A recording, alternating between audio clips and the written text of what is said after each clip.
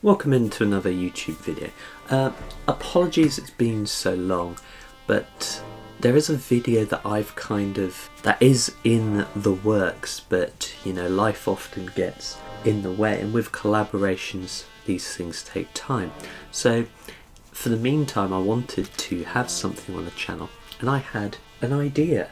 I really wanted to make a video of Among Us since I've started playing it a little bit lately, and you know, to try and maybe talk about the success it's had and why maybe, perhaps in my opinion, why it wasn't so successful in the beginning. We did a video about Fall Guys, when that was really popping, and I was having fun playing that. This game's kind of replaced that now. There's always another game. That's the wonderful thing about being a gamer. So unless you've been living under the rock for the past 3 months, or you're a boomer, you would know about Among Us. Of course, the game has taken the internet by storm through various memes, huge creators playing it, and everyone just playing it, because the barrier entry at just $5 is so low.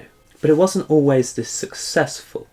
It came out in 2018 to little aplomb at all, and that's sad, because mechanically it's really good. I will be honest, I'm one of those people that, see popular things sometimes and go, is this being overhyped? And usually won't go near them. I changed that behaviour with Fall Guys simply because I watched a trailer for it before I knew it was being talked about. It just so happens that the trailer popped up on Twitter, and I watched it and I was like, ooh, this looks like fun. And then boom, we all saw what's happening with that. Even if season 2, in my opinion, it's a bit meh for me. Possibly because I've just overplayed that game.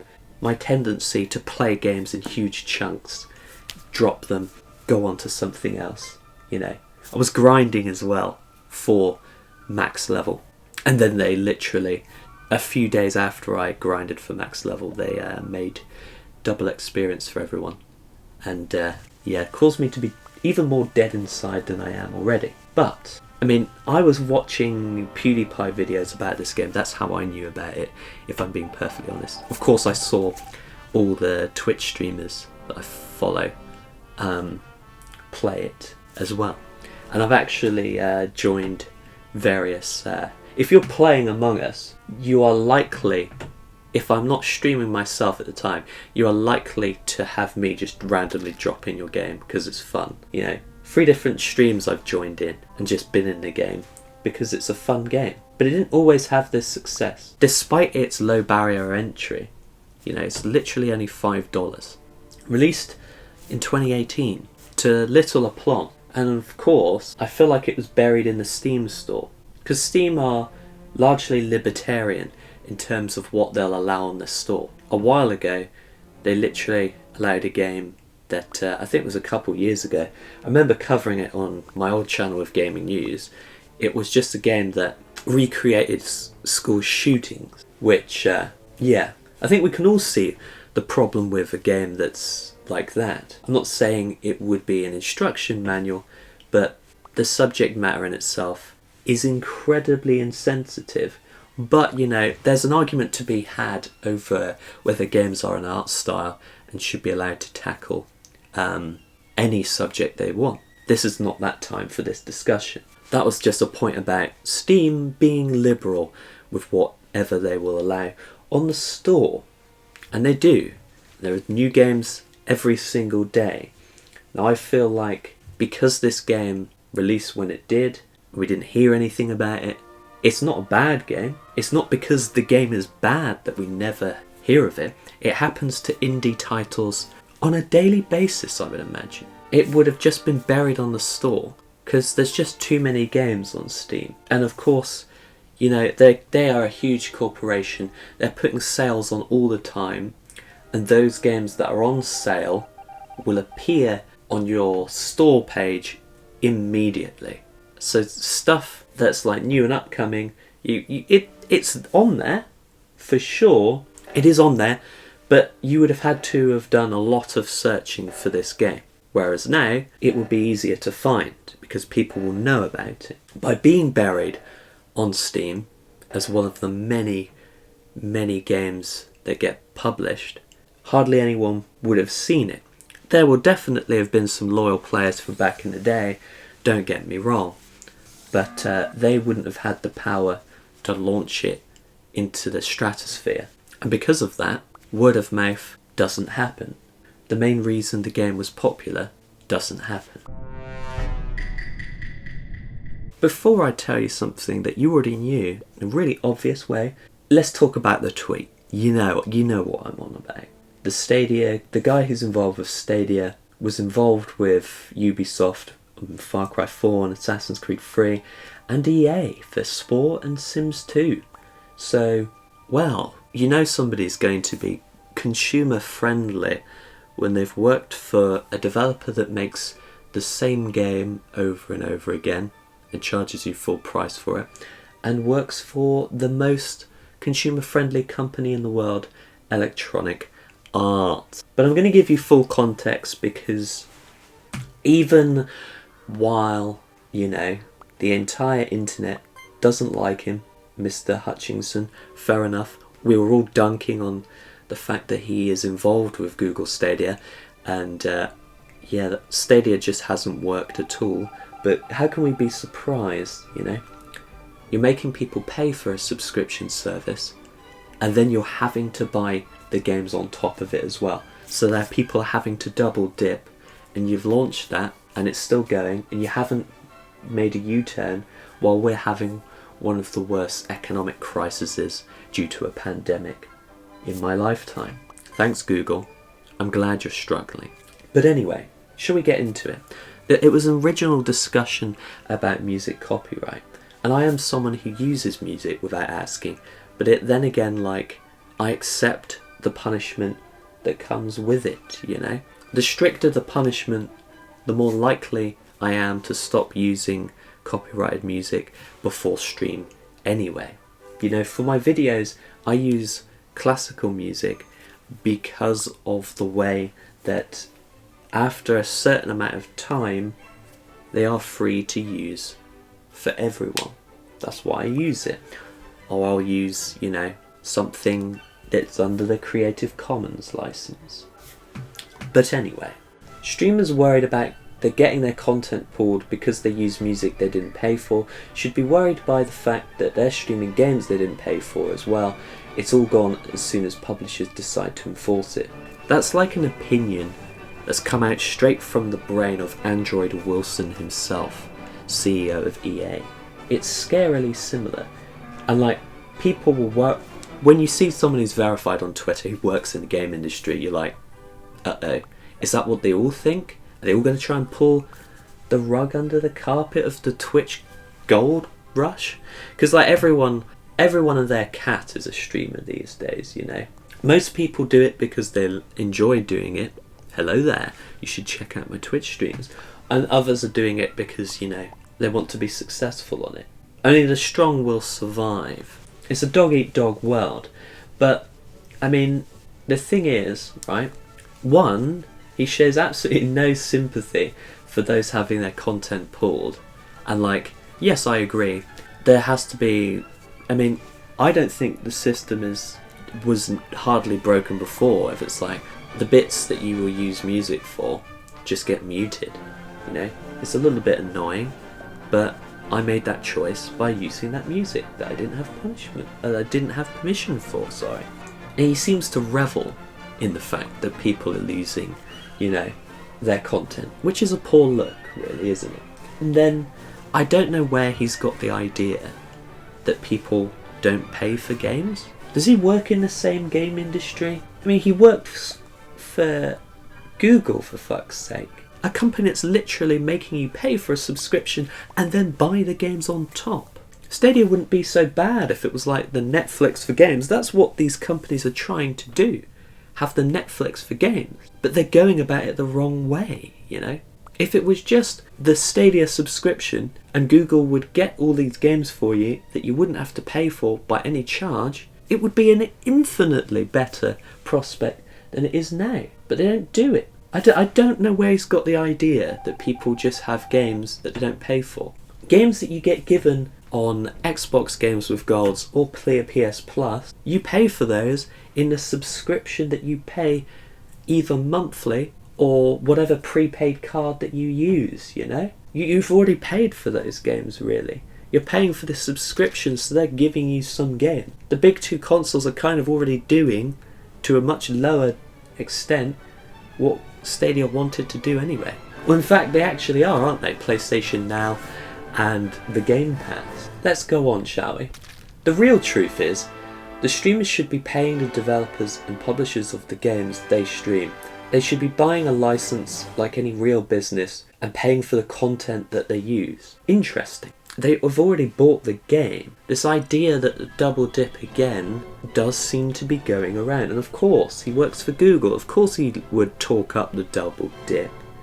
The corporate shill. But it's interesting. He wants to prohibit people's using a game in a certain way. But it's a symbiotic relationship between streamer and developer. They go hand in hand, really. But we'll get onto that in a second. It's free real estate. So we kind of already live in the world Hutchinson is proposing here.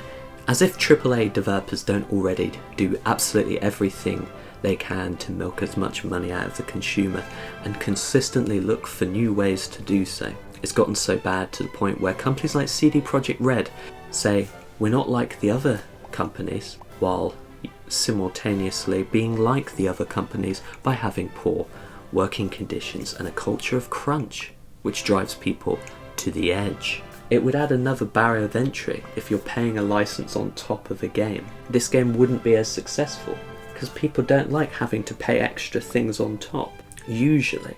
Microtransactions in this game are perfectly fine, and I have absolutely no problem with it, because it's such a cheap game to begin with. The barrier of entry is so low that of course sell some cosmetic items on top, you know?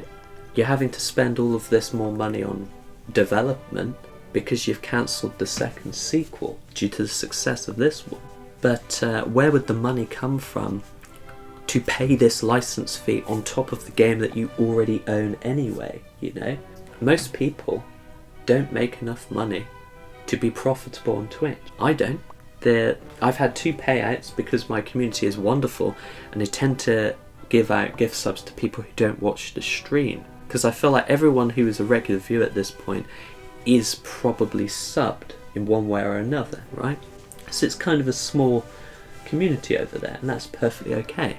The first one, I didn't even ever see any penny from the first payout because I gave it away. And then the second one just went straight into my account because of all the costs that, you know, you would spend even just staying at home in lockdown over like a few months between them. And with average viewership at the moment of 5, which is exponentially growth compared to what it was last year, it's all a bit humbling, isn't it? You know? But allow me to tell you, despite with figures like that, I'm in the top 4% of people on Twitch. You know? Me, top 4. Now imagine everyone who makes enough money from Twitch that allows them to chase after any game that they want to buy to stream, you know? That's a bit more privileged, isn't it?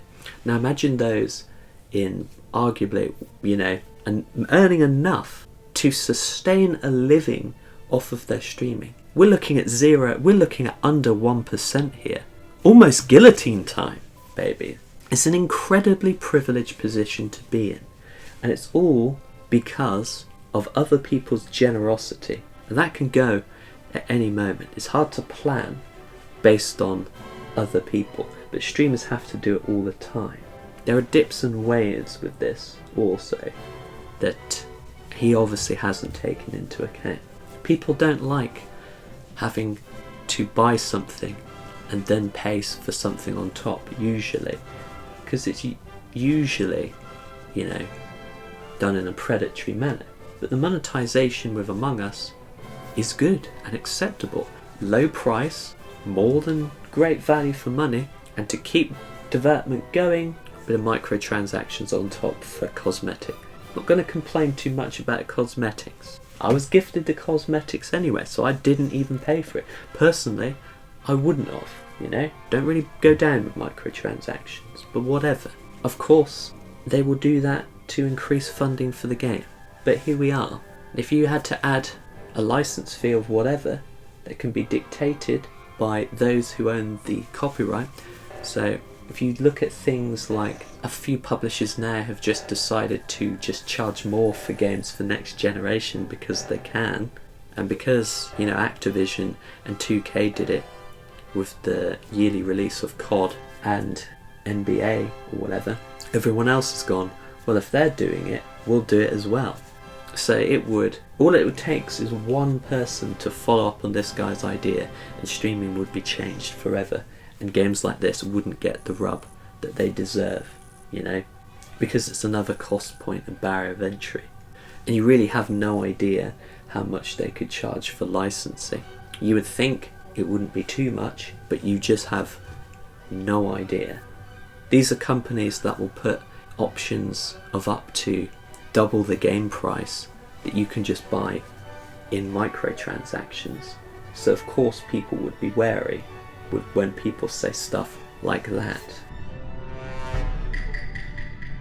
Let's be real, word of mouth here, and Twitch is why this game's so popular, you know. In July, this only had a couple of hundred viewers, which from my point of view normally would be the kind of game that I'd be like, oh, ideal. If I stream this, I could be, you know, largely discoverable on the Twitch, you know, directory. And then it went up to like 100,000 plus, making it one of the biggest games on the website. And to this day, you know, on Monday at the start of November at 4 p.m, you know, 5 hours away from prime time in UK viewing, where the viewership would probably be quite high, much higher, it's still got like 45,000 views, several months after the boom period, you know. There will always be a certain drop off to this game, but people are still enjoying it. I came to this game rather late. I was watching people play it for a few months and I was unsure about it, because I wondered, you know, well, maybe I'll suck as being imposter. You know, maybe I'll just crumble under the pressure. And there are sometimes I do. Sometimes I'm in group chat with one of my friends playing it, and I'll just give it away that I'm an imposter immediately. But most of the time, you'll have no idea, and unless you see me do something sus. But again, it's a fun game when people aren't deliberately trolling. And I mean, people do. It's not perfect, you know. A certain individual who's been mentioned on the channel before likes to go in chat and say it's me immediately, because, you know, they have the same humour as a 15-year-old boy. And of course, you always get people when you're hosting games that leave when they're not the imposter, which in my opinion is really pathetic, because sometimes it is difficult to get players based on various time points in, like, if you're in the UK or if you're in a Europe server. So you've been waiting ages for players to turn up, and then like 3 or 4 leave a 10-person game in the first round. So that only takes, if you've got double imposters on, that only takes a few kills and then it's game over. So you waited all that time just to have a game that's over in a few minutes. It's very annoying. But overall, it's a game about deceit and trickery. It's like a social experiment, but for $5. It's very good, it's very fun. And the most fun I've had with it was when we got members of the community. There was 5 of us in the end, when we all turned up to play the game. That was fun. That's the most fun I've ever had with this game, and I don't think that can be topped. So that's the video, ladies and gents. I wanted to make Among Us video, but I also wanted to make something regarding that, well, boomerish statement from somebody within the industry. I had also considered making 2 separate things about it, but I don't know. I have the tendency to ramble, so if I put it in the same video, we hit 2 birds with 1 stone, you know, while I wait for the other one in the pipeline to be finished, you know. Let me know what you think. It's a more serious one. I'm not really trying to be funny today at all. So Also, take care of yourselves. I'll see you in the next one.